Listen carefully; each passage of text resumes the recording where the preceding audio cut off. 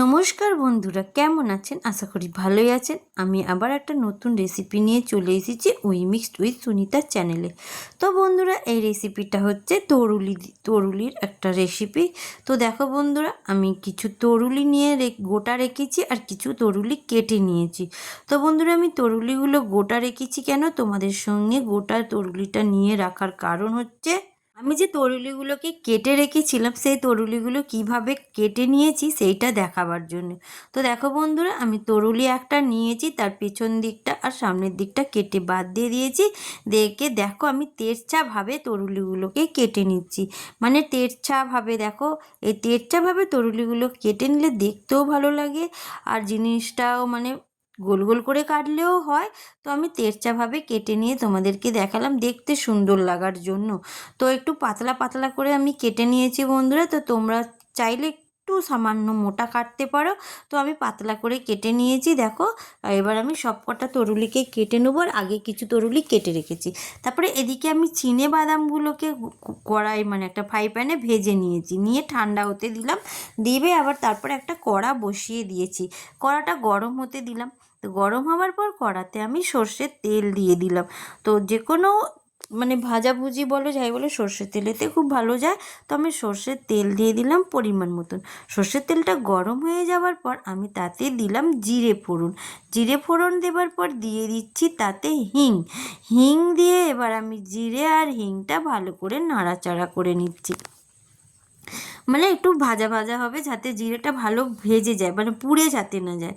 তার সাথে আমি দিয়ে দিলাম খানিকটা রসুন বাটা, নয় এটা, এই রসুনটা একটু থেঁতো করে নেওয়া, বাটিনি, জাস্ট মানে থেঁতো থেঁতো হবে, একদম মিহিও না একদম অনেকটা গোটা গোটাও না। তো আমি থেঁতো করে নিয়ে ওই তেলেতে দিয়ে দিয়েছি আর ভালো করে ভেজে নিয়েছি। ভেজে নেওয়ার পর তাতে দিয়েছি আমি কাঁচা লঙ্কা।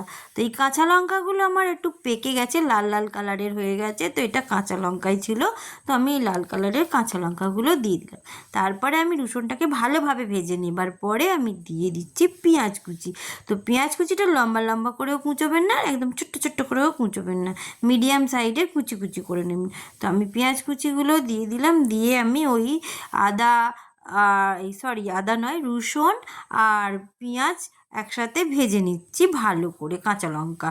তো ভালোভাবে ভেজে নিচ্ছি কালারটা যাতে চেঞ্জ হয়ে যায়। তো দেখো বন্ধুরা, আমার পেঁয়াজগুলো ভাজা ভাজা হয়ে গেছে আর তেলটাও ছেড়ে দিয়েছে। তো আমি আরও ভালোভাবে ভেজে নিচ্ছি, আর দেখো কালারও চেঞ্জ হয়ে গেছে, ব্রাউন কালার হয়ে গেছে। তারপরে আমি যেই তরুলিটা কেটে রেখেছিলাম তরুলিটাকে ভালোভাবে ধুয়ে নিয়েছি, নিয়ে এবার ওই পেঁয়াজ রসুন মশলার ওপরে আমি তরুলিটা দিয়ে দিচ্ছি। তো বন্ধুরা, পেঁয়াজ আর রসুনটা কিন্তু আমি বারবার বলছি ভালোভাবে ভেজে নেবেন একদম, তারপরে তরুলিটা দেবেন। তো তরুলিটা আমি দিয়ে ভালোভাবে মশলার সাথে মিশিয়ে নিয়েছি, নিয়ে এবার আমি একটা চাপা ঢাকা দেবো। তো এই দেখো বন্ধুরা, আমি চাপা ঢাকা দিয়ে দিচ্ছি তরুলিটা নরম হবার জন্যে। তো এদিকে আমি একটা মিক্সিং জার নিয়ে নিয়েছি, তাতে আমি যেই বাদামগুলো ভেজে রেখেছিলাম সেগুলো ঠান্ডা হতে আমি সেই বাদামগুলোকে কচলে কচলে তার খোসাগুলোকে ছাড়িয়ে নিয়েছি, নিয়ে এবার খোসাগুলোকে ফেলে দেবো। তো খোসাগুলোকে ফেলে দিয়ে আমি নিয়ে এসেছি বাদামগুলো, আর কিছু কিছু বাদামের গায়ে খোসা লেগে আছে, তাতে কিছু যায় আসে না। তো আমি ওই বাদামগুলো ছাড়িয়ে নেওয়ার পর মিক্সার জারেতে বাদামগুলো আমি দিয়ে দিলাম, আর দিয়ে দিলাম তিল। তো তিলও আমি পরিমাণ মতন দিয়েছি, কোনো আমার মাপ নেই। তো আমি সাদা তিল দিয়ে দিলাম। সাদা তিল দেওয়ার পরে আমি দিয়ে দিচ্ছি গোটা ধনে। গোটা ধনেও আমি পরিমাণ মতন দিয়েছি। তো গোটা ধনে দেওয়ার পর আমি দিয়ে দিচ্ছি গোটা জিরে। তো এবার গোটা ধনে জিরে আর তোমার বাদাম আর তিল এগুলোকে এবার আমি গুঁড়িয়ে নেবো, শুকনো গুঁড়িয়ে নেবো, জল দেবো না। তো এদিকে আমার যেই তরুলিগুলো দেওয়া ছিল সেগুলো আমি মানে নেড়ে দিচ্ছি, ঢাকনটা খুলে নিয়েছি, নিয়ে এবার ওই তরুলিটাকে একবার আবার নেড়ে দিচ্ছি। নেড়ে দেওয়ার পর আমি ওতে দিয়ে দিচ্ছি এবার নুন। তো নুনটা আমি আন্দাজ মতন দিলাম, স্বাদ অনুযায়ী আমি নুন দিয়েছি, আর দিচ্ছি হলুদ গুঁড়ো। তো হলুদ গুঁড়ো আমি পরিমাণ মতন দিয়ে দিলাম। তারপরে আমি দেবো একবার ঝালওয়ালা লঙ্কার গুঁড়ো। তো দেখো, ঝালওয়ালা লঙ্কার গুঁড়ো আমি দিয়ে দিচ্ছি। তো বন্ধুরা, যারা ঝাল বেশি খেতে চান তারা বেশি করে দিতে পারেন, আর যারা ঝাল কম খান তারা ঝাল কম দেবেন। আর দিয়ে দিচ্ছি আমি কাশ্মীরি লঙ্কার গুঁড়ো। তো এবার কাশ্মীরি লঙ্কার গুঁড়ো, হলুদ গুঁড়ো, ঝালপালা লঙ্কার গুঁড়ো, নুন দিয়ে এবার আমি তরুলিটাকে আবার ভালোভাবে নাড়াচাড়া করে নিচ্ছি। তো দেখো ভালোভাবে নাড়াচাড়া করে আমি মিশিয়ে নিয়েছি। নিয়ে এবার আমি আবার চাপা দিয়ে দেবো। তো আবার আমি চাপা দিয়ে দিলাম তরুলিটা নরম হওয়ার জন্যে বা সিদ্ধ হওয়ার জন্যে। তো আমি তরুলিটা নরম হয়ে গেছে, আবার তাকে খুলে নিয়েছি। কেন বারবার মাঝে মাঝে খুলে খুলে দেখতে হবে বন্ধুরা, যাতে না তলা ধরে যায়। কিন্তু এই বারবার বলছি, যে কোনো শুকনো ভাজি বানাবার সময় বা শুকনো রেসিপি বানাবার সময় কিন্তু বারবারই দেখতে হবে যাতে তলা না ধরে যায়। তো আমি আবার ঘেঁটে দিলাম, দিয়ে আমি এবার এতে আবার চাপা দিয়ে দিচ্ছি। তো বন্ধুরা দেখো আমি চাপা দিয়ে দিয়েছি, কেন এখনও তরুলিটা নরম হয়নি। তো আবার আমি ঢাকনটা খুলে নিলাম। দেখো কালারটাও কত সুন্দর এসে গেছে, আর তেলও ছেড়ে দিয়েছে। তারপরে আমি খুন্তিটাও নেড়ে নিচ্ছি, নিয়ে তোমাদেরকে দেখাচ্ছি তরুলি সিদ্ধ হয়েছে কিনা। তো দেখো তরুলি আমি খুন্তি দিয়ে দেখাচ্ছি, তরুলিটা আমার নরম হয়ে গেছে বন্ধুরা। তো আমি নাড়াচাড়া করে নিলাম।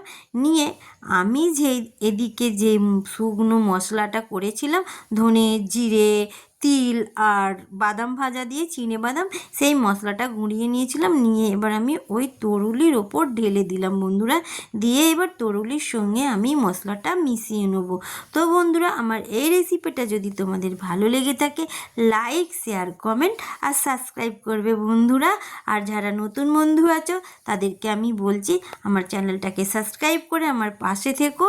আর পুরনো বন্ধু, নতুন বন্ধু সবাইকে বলছি আমার রেসিপিটা ভালো লাগলে ছোট্ট করে একটা কমেন্ট করো।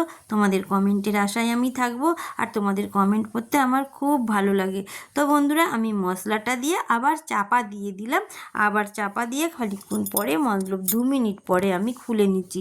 খুলে নেবার পর দেখো আমার তরুলি ভাজাটা কত সুন্দর রং এসে গেছে। তো আমার এটা হচ্ছে মশলা তরুলি ভাজা। বন্ধুরা যারা তরুলি খেতে চায় না তাদেরকে এইভাবে ভেজে দেবেন, দেখবেন তারাও খাবে। কেন কি আমার ঘরে 2টো ছেলে আছে, আমার ছেলেরাও কিন্তু তরুলি খেতে চায় না। তো তাদেরকে এইভাবে আমি করে দিলে তারা এইভাবে খেয়ে নেয়। তো এই তরুলি ভাজাটা গরম ভাতের সঙ্গে খুব সুন্দর যাবে। তো এটাও একটা নাম দিয়েছি আমি, তরুলি, মশলা তরুলি। তো শুকনো মশলা তরুলি ভাজা। তো আমার এই শুকনো মশলা তরুলি ভাজা হয়ে গেছে। আমি এবার একটা পাত্রে তুলে নিচ্ছি বন্ধুরা। দেখো আমি এবার পাত্রে তুলে নিচ্ছি।